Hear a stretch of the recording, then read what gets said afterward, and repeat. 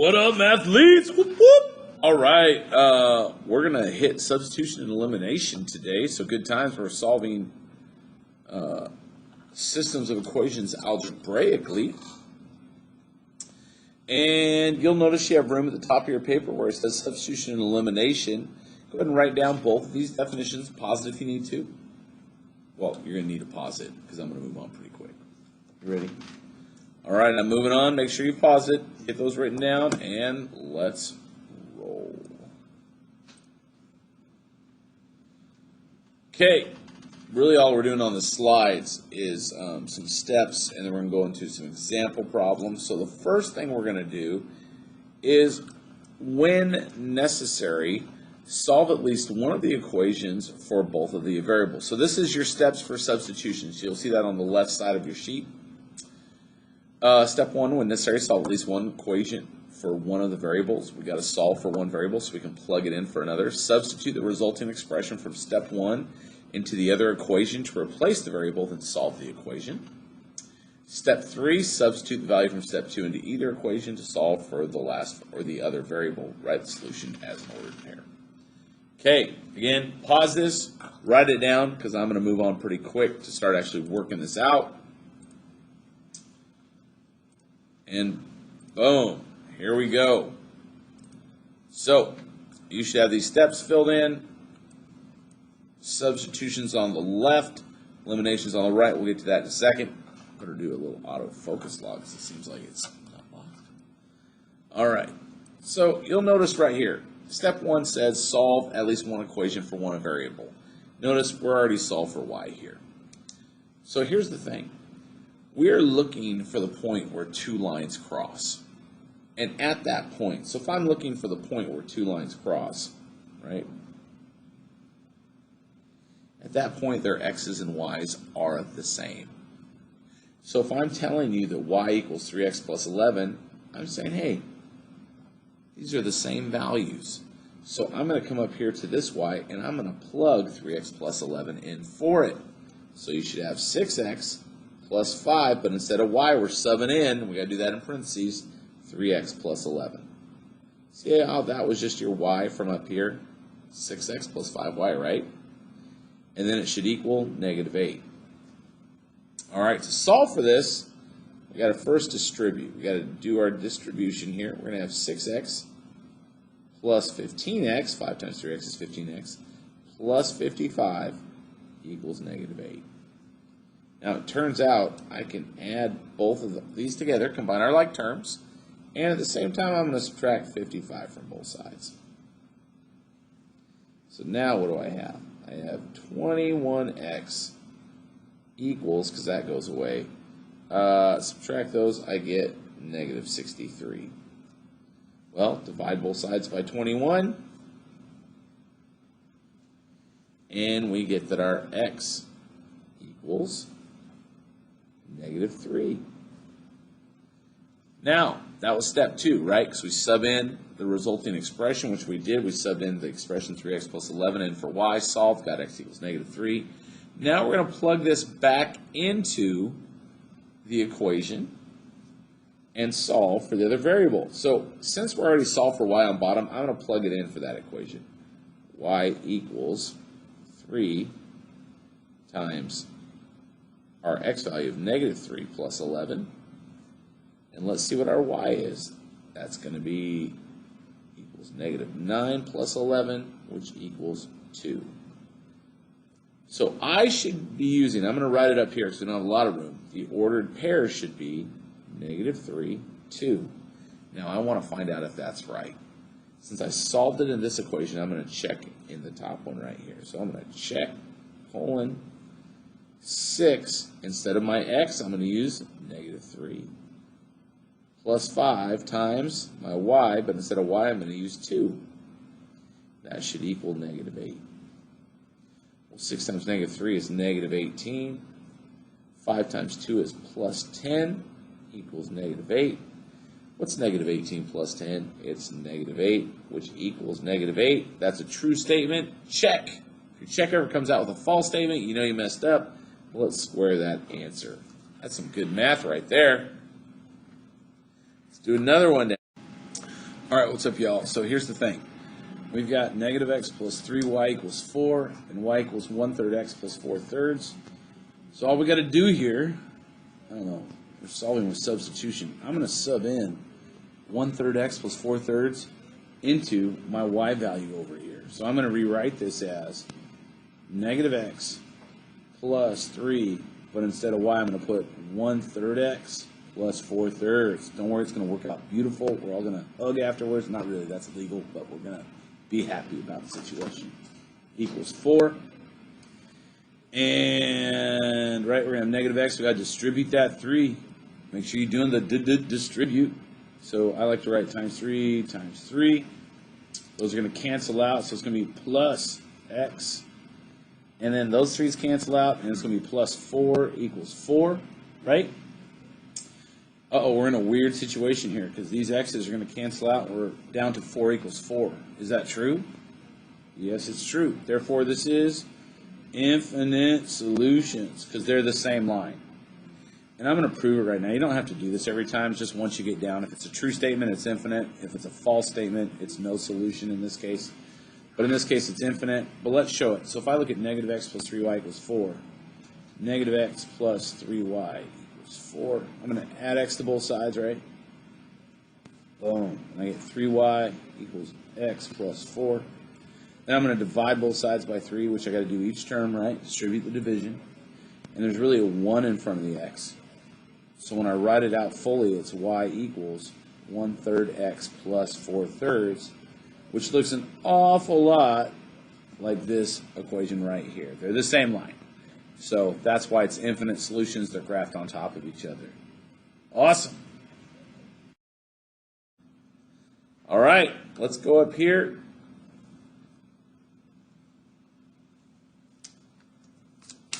Take a minute, pause this, write down the steps. I went ahead and wrote steps my way because I do it a little bit differently. We're going to multiply one or both equations by a number to result in two equations with opposite and equal terms. Opposite and equal is the important part. We're going to add the equations, eliminating one variable, and solve. We're going to sub that solution from step 2, just like in substitution, and solve for the other variable. Now, elimination is most people's favorite form. If you're in standard form, it works awesome. Really, as long as the equations line up, it works awesome. But let's do this. So notice, I already have 2y and negative 2y. They're already equal and opposite. So watch what happens. When I add straight down, 8x minus 7x is just x. The 2y minus 2y cancels out. I'm left with equals. 30 minus 24 is 6. Boom. Step 1. We've already got a variable. Let's plug this back into now. When I'm doing elimination, I'm always going to plug into the top and check in the bottom. That's just how I do it, so I don't use the wrong equation. So I'm going to have 8 times my x value of 6 plus 2y equals 30, which is 48 plus 2y equals 30. Subtract 48 from both sides. I get 2y equals negative 18. I'm going to divide both sides by 2, and I get that my y equals negative 9. Okay, so I should have the coordinate. Oh, and I forgot to square it over here, just so we all know. I should square it out. I always square it after the check is what I try to remember to do.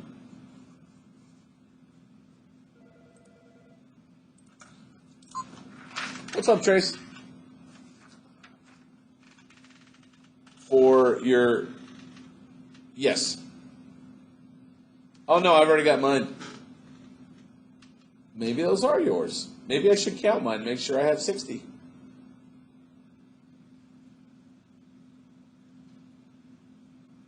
That might be. But I thought that was my pile because I think I printed mine first, and I got the one that was printed first. So it should be good. And I sent you a copy. I don't remember if I dropped copies of Math 1. I just sent Chris an email. I said, hey, man, some of the questions were broken, a little unnecessarily hard, so here's a version I used. Feel free to use it and disseminate as you see fit.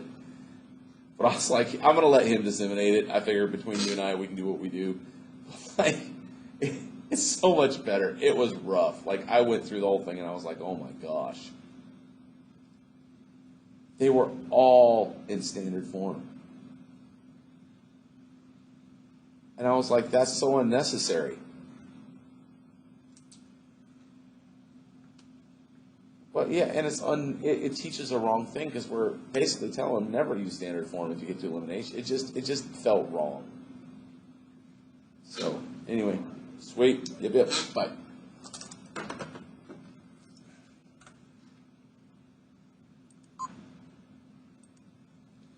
All right. So let's look at this one right here. It's a little different because notice that I have opposite but no equal. So then I got to ask myself, what can I multiply 5 and 3 by? What's the number they both go into? Well, they both go into 15. So to get 5y to 15, I'm going to multiply both sides by 3. To get 3y to 15, I'm going to multiply the whole thing by 5. So now let's do this. Let's multiply this out. And I got to distribute, right? So I'm going to have 18x plus 15y, the whole purpose we did this, equals 48. That's the 3 times 16. On bottom, I'm going to get 5 times 5x is 25x minus 15y equals negative 5. Now, I have equal and opposite. Let's add straight down. Wow, this is going to get big. What is that, 43x?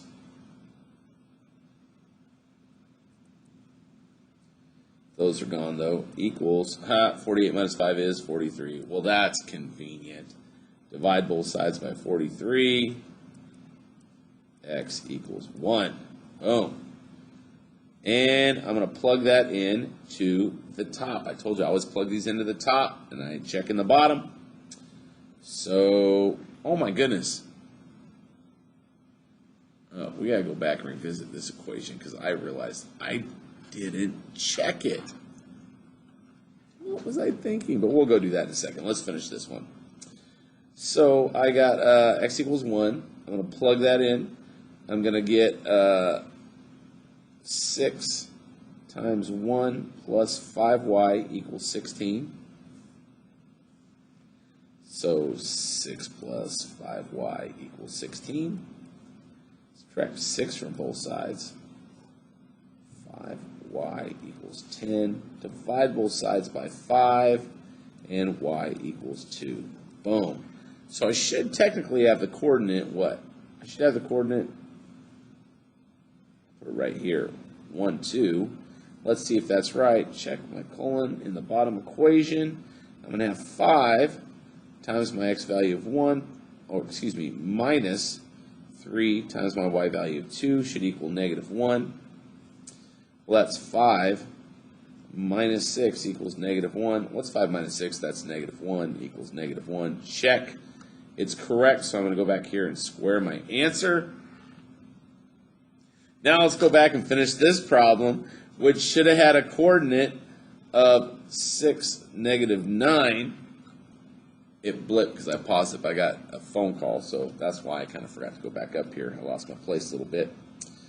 And let's see if that ends up working right, because I'm going to check it in the bottom equation. So check colon in the bottom equation, negative 7 times my x value of 6 minus 2 times my y value of negative 9 should equal negative 24.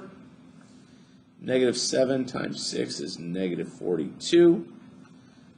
Negative 2 times negative 9 is plus 18 equals negative 24. And what is negative 42 plus 18? It is negative 24 equals negative 24. Check. That means 6, negative 9 is correct. Many times, guys, if you ever do a check and it comes out wrong, again, something's wrong. So put a sticky note over it. Come get a sticky note from me. Put it over it. Be like, hey, let's rework this. Okay, please don't ever erase your work, though, because we want to see when you're making those checks. It's awesome. All right. What if? So this is going to be a little weird one. What do I need to multiply by? Well, I see these are both equal and opposite, so I'm going to choose the smaller one. What can I multiply x by to make it 3x? I can multiply it by 3. So first of all, rewrite this top one. 3x minus 12y equals 9. And then down here, let's multiply it out. Negative 3x plus 12y equals 15. And what do I get? I'm going to add them straight down, and I get, those are gone, those are gone. 0 equals 24. That's not true. You know what this tells me? These lines are parallel. If you were to solve them both for y, they would have the same slope, different start values. They'll never cross. So the answer is no solution. That's what a no solution looks like. Home. All right. Good math. Let's get it going. Ready, set,